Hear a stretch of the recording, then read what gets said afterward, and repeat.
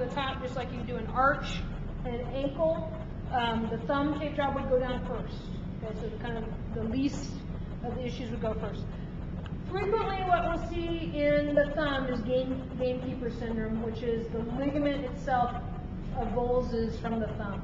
Okay, it used to be called gamekeepers, and this is awful to tell people, but when people were hunting ducks or whatever, in order to kill the duck, break the duck's neck, they would end up creating these dangerous things dangerous injuries in their thumb. Now we see it more commonly in skiers, alpine skiers. Their pole gets caught and their thumb gets hyperabducted and extended back. And so they rip this ligament, either rupture the ligament or the ligament stays intact and they avulse the ligament off of the first metatarsal. Okay, so either way. But the mechanism is this, or sometimes a hyperextension. We'll see it. So we're going to try to block Amara in essentially the handshake position. Okay, where her thumb's just kind of in that position. So we're going to have her hold that position while she goes. A couple times around the wrist.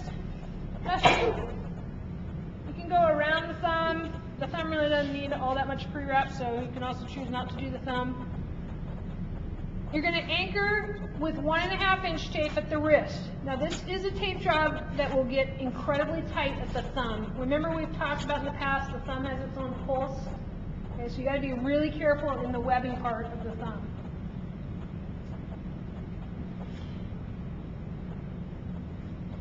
You're going to anchor just at the tip of the thumb. Make sure you leave some of the fingernail bed exposed.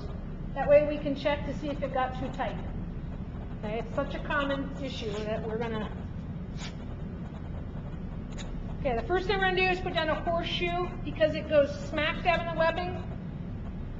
We're going to double dog ear it. Sounds like a double dog dare or something. It goes one on each side. These serve as the coloring lines for this tape job. Everything else goes in between them. Okay?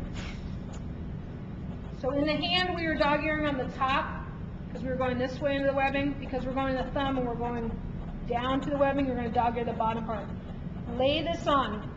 Just like when we did the turf toe, anything around the foot, you can just literally lay these, and these look like memorial ribbons, lay them on without any tightness.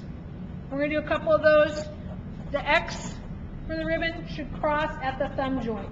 Lots of times they get way down here, down towards the wrist. It's not going to solve the problem or protect it.